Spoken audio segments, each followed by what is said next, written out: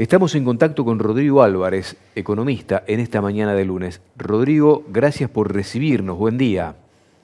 ¿Qué tal? Buen día, ¿cómo están? Nosotros por ahora, gracias a Dios, bien. ¿Vos? ¿Todo bien? Muy bien, por suerte. Bueno, me alegro mucho. Rodrigo, 3,5% el dato de inflación que se publicó el jueves de la semana pasada, antes del fin de semana largo en la Argentina.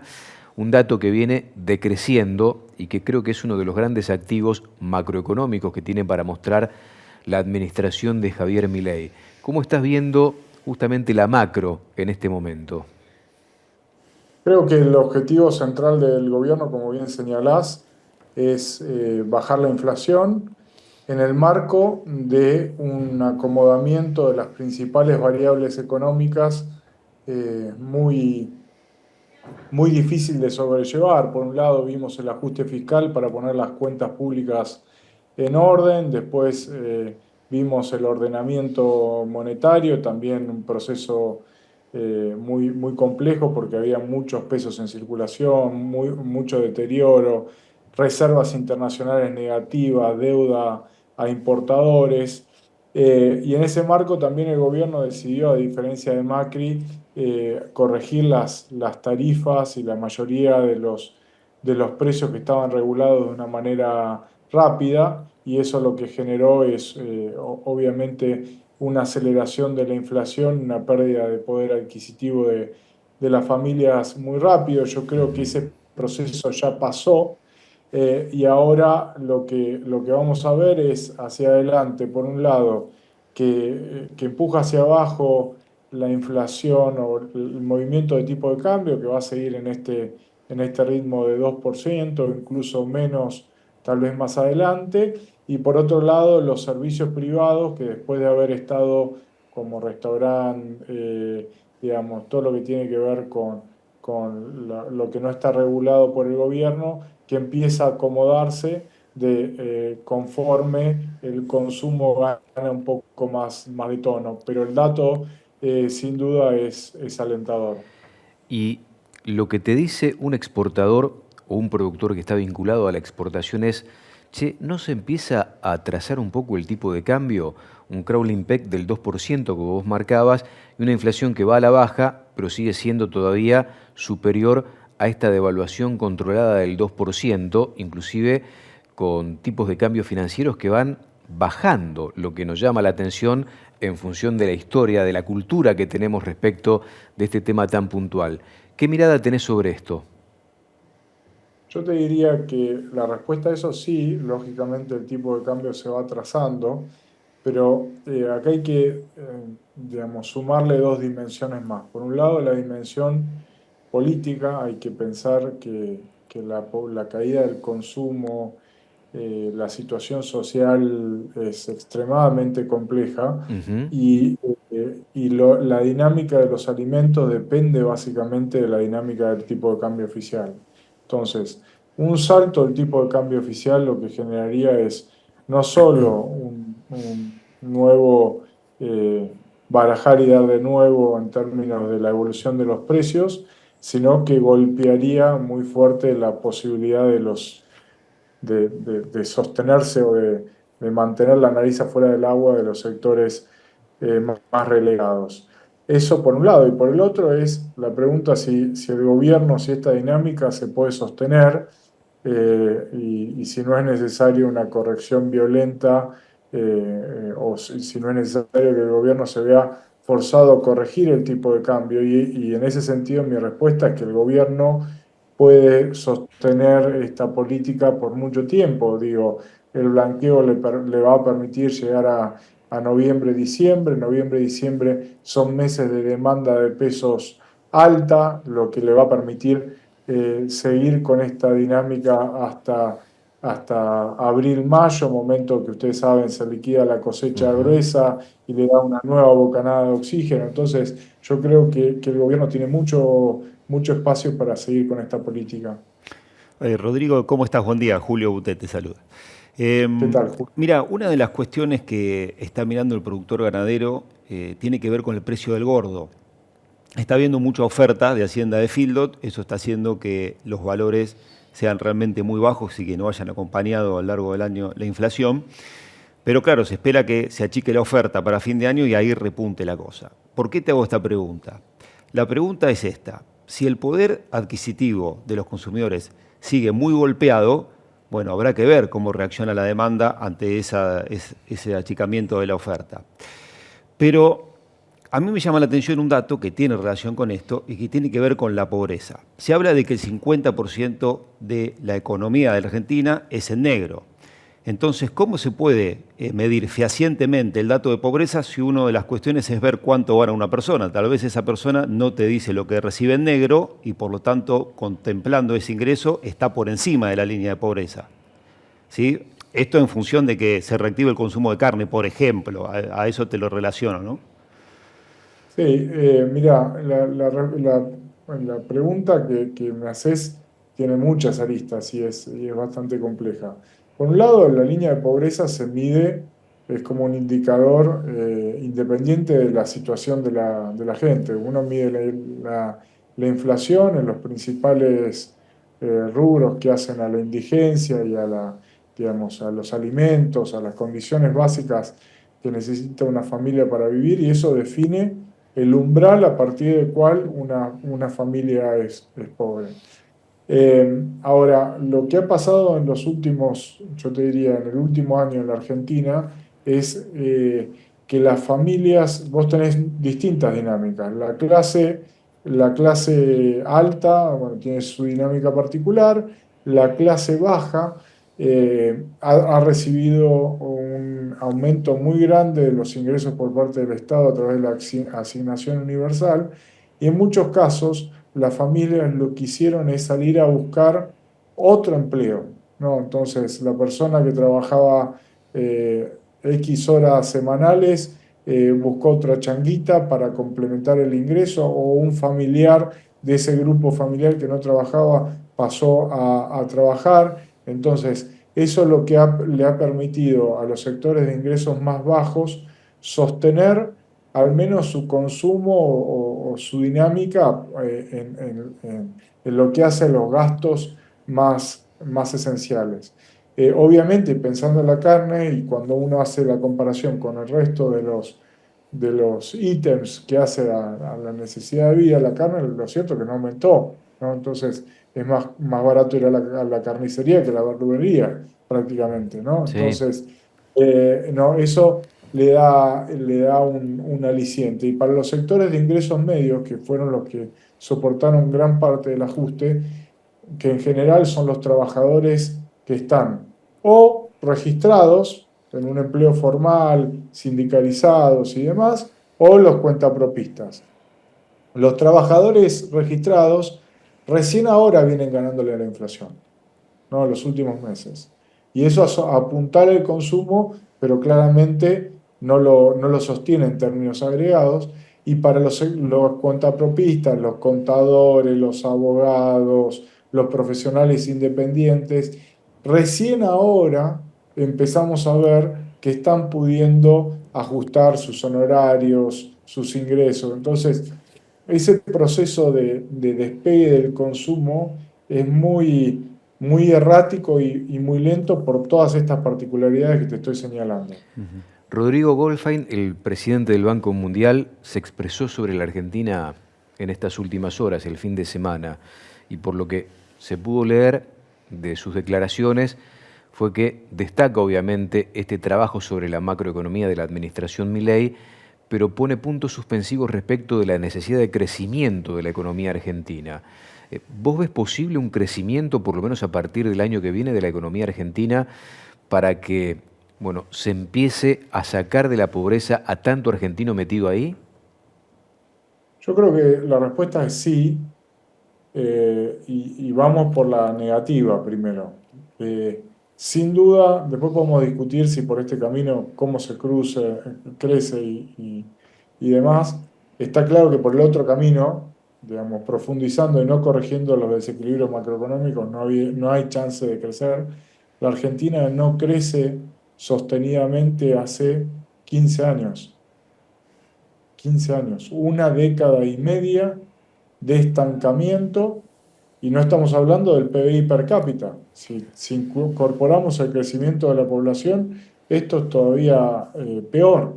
Entonces, estamos hablando de unos 15 años donde no solo no crecimos, sino que quemamos todas las herramientas posibles para moderar los efectos de una corrección macroeconómica como la que estamos viviendo. Nos quemamos el superávit fiscal en su momento, nos quemamos los fondos de las AFJP, nos quemamos las reservas internacionales, nos quemamos los términos internacionales récord y por último sometimos al país a un nivel de endeudamiento increíble. Ya no ¿No? nos Y quedaba además una por hacer, ¿no, somos Rodrigo? incendiarios. y volvimos, Sí, Nos quedaba una. volvimos al Fondo Monetario, ¿no? sí. Y encima no crecimos en los últimos 15 años, ¿no? Entonces, me llama la atención, hay veces, qué qué poca memoria tenemos y sobre todo qué nivel em, de poco realismo que se le pide a la situación económica, ¿no? Si nosotros nos sentamos en una mesa y teníamos esta charla en diciembre o enero y pensábamos que en septiembre íbamos a tener las cuentas públicas ordenadas, las cosas que hemos charlado recién, que íbamos a tener 3 puntos de inflación y que no íbamos a tener la calle estallada, No, la digo, verdad, lo Rodrigo, que el firmamos con 3,5 las de dos manos. inflación, yo te digo, es a mí por lo menos como argentino me sorprende. El 3,5 de inflación de lo que venimos me parecía algo Sí, inalcanzable. No, la pregunta No, es y después de haber corregido precios relativos, de haber corregido el precio del combustible, de haber corregido los precios de las tarifas, les doy un solo ejemplo que a mí me parece elocuente. En enero de este año, en diciembre, perdón, de este año, las familias pagaban solamente el 20% del costo de provisión de un servicio público, en promedio. El 20%. ¿No? Entonces, ahora prácticamente ya se paga la mitad. Entonces, digo, lógicamente esto genera una carga para las sí, sí, con familias, un costo un social muy grande, esfuerzo ¿no? Porque el 50 y pico fenomenal. por ciento de la pobreza se explica en parte con esto, ¿no?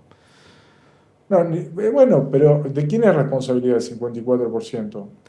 ¿Del que No, quiera, yo te del que entiendo. quiera acomodar las cosas o de los 15 años previos donde nos quemamos todas las herramientas, digamos, Sí, la familia vivió gastando monumentales desarreglos, sí, sin dudas. sí, Eh, desarreglos brutales, ¿no? Entonces, me parece que hay que ser consciente de esto. Para que la economía crezca falta bastante, eh, pero, pero bueno, no hay una solución fácil. me para la asustaste. economía Sí, falta bastante. Ahora, para salir del cepo, ¿cuánto falta? Porque este es otro de los aspectos que se viene reclamando por lo menos de los sectores exportadores y básicamente del sector agroindustrial, ¿no?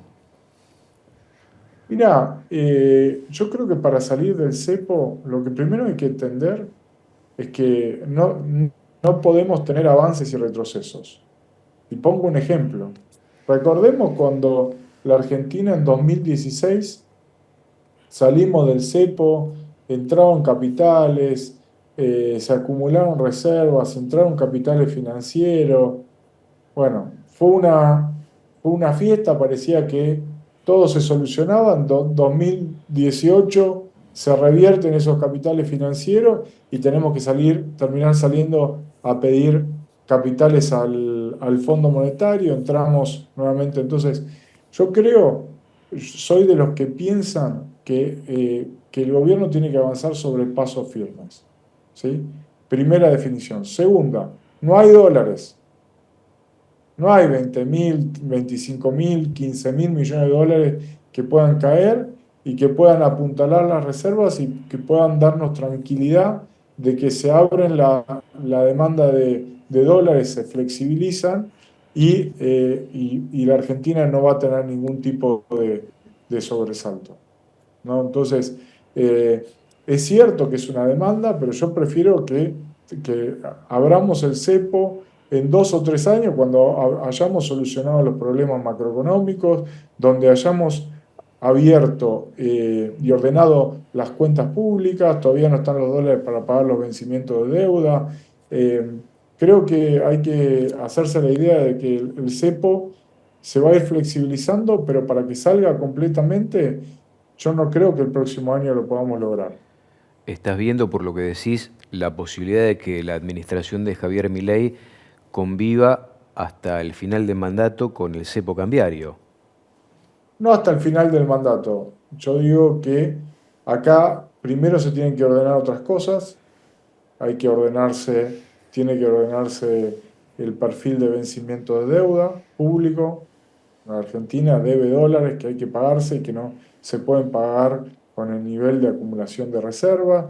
Hay un crédito con el Fondo Monetario. Digo, ¿de qué sirve abrir el cepo si mañana no tengo los dólares para pagarle a los acreedores privados? ¿Qué va a pasar con el tipo de cambio? ¿Qué van a hacer todos los que ingresaron? Digo, hay que ser consciente de que un salto de tipo de cambio, mañana tenemos el tipo de cambio en 2.500, el número de inflación, ¿cuál va a ser? Digo, no digo que vaya a pasar, todo lo contrario, digo que el gobierno está muy enfocado en ir solucionando los problemas de a poco con un nivel de pragmatismo que yo celebro.